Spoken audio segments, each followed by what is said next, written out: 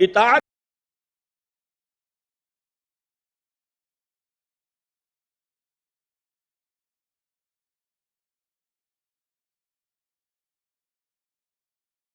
کر دیا.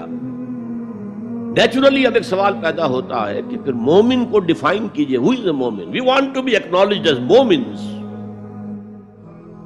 کیا پری ریکویزٹس ہیں، کیا شرائط ہیں؟ اور یہ آیت اگلی اس اعتبار سے قرآن مجید کی اہم ترین آیت ہے. A comprehensive definition of who is a مومن، جس کو اصطلاح میں کہا جاتا ہے جامع و مانع تعریف. جامع اور مانع تعریف، کسی چیز کو ڈیفائن کریں اس طریقے سے کہ کوئی شے جو اس کے باہر ہے وہ اس میں داخل نہ ہو جائے، اور کوئی شے جو اس کا جز ہے باہر نہ رہ جائے.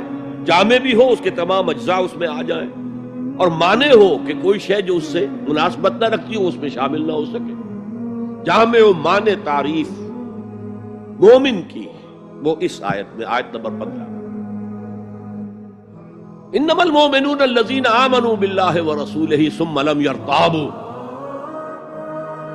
اب یہاں بھی وہ اسلوب حصر ہے انما، اور حصر کا مفہوم میں کئی دفعہ سمجھا چکا ہوں کہ آپ کہیں کہ زید عالم ہے، اس سے دوسروں کے علم کی نفی نہیں ہوئی، اور بھی ہو سکتے ہیں. زید ہی عالم ہے تو دوسروں کی نفی ہو گئی کہ اس مجمع میں صرف ایک عالم ہے اور وہ زید ہے، باقی کوئی عالم نہیں.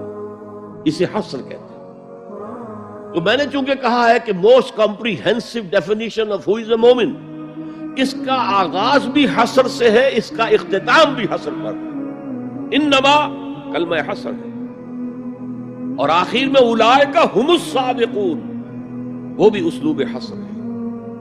انما المؤمنون الذین آمنوا باللہ ورسولہ ثم لم یرتابوا.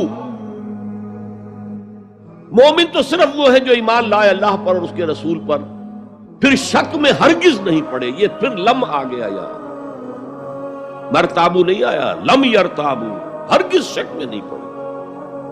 یہ واحد مقام قرآن کا جہاں پر کہ یہ لفظ اضافی طور پر آیا ہے ایمان کے بعد. ثم لم یرتابو، یرتابو بنا ریب سے، شک.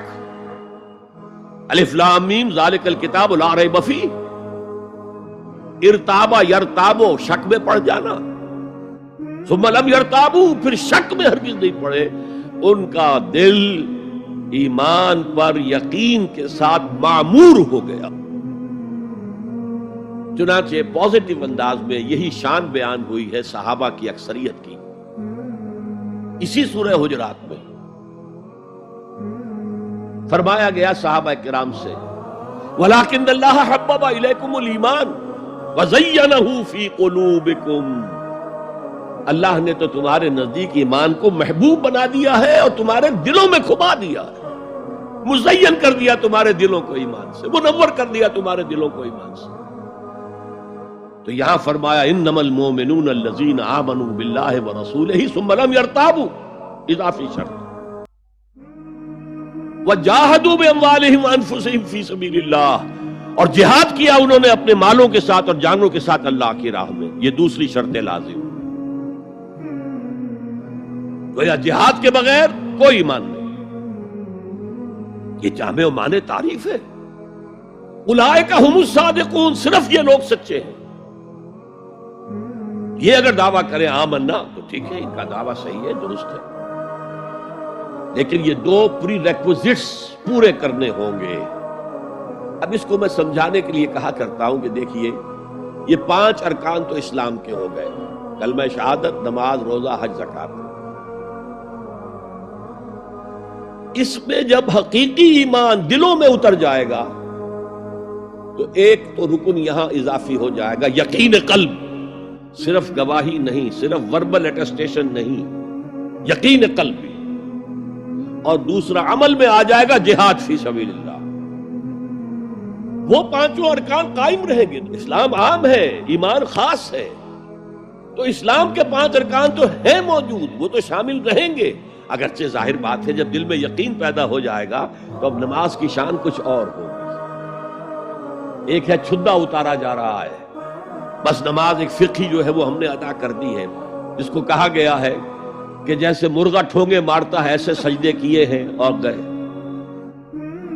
ایک نماز وہ ہوگی جسے حضور نے کہا الصلاۃ معراج المومنین. تو ایمان حقیقی کے ساتھ نماز کی شان کچھ اور ہوگی، اور ایک اس رسمی سے اسلام کے ساتھ نماز کی شان کچھ اور ہوگی. لیکن وہ 5 ارکان قائم رہیں گے، 2 کا اضافہ ہو جائے گا. شہادت کے بعد اس کے ساتھ یقین قلبی، اور ان 4 عبادات کے ساتھ جہاد فی سبیل اللہ. یہ جو رے آف لائٹ کا جو اسپیکٹرم بنتا ہے اسے پرزم میں سے جب گزارے تو 7 روشنیاں نظر آتی ہیں. وہ تو نظر آتی ہے، 2 اور بھی ہیں جو نظر نہیں آتی. Ultraviolet, infrared. یہ الٹرا وائلٹ ہے اور یہ انفرا ریڈ ہے جہاد والی، اس میں جانیں دینی پڑتی ہے، خون کا معاملہ بھی آتا ہے. یہ گویا کہ حقیقی ایمان کے 7 ارکان ہو جائیں گے، 5 جمع 2. تب وہ شخص مومن کہلانے کا مستحق ہوگا.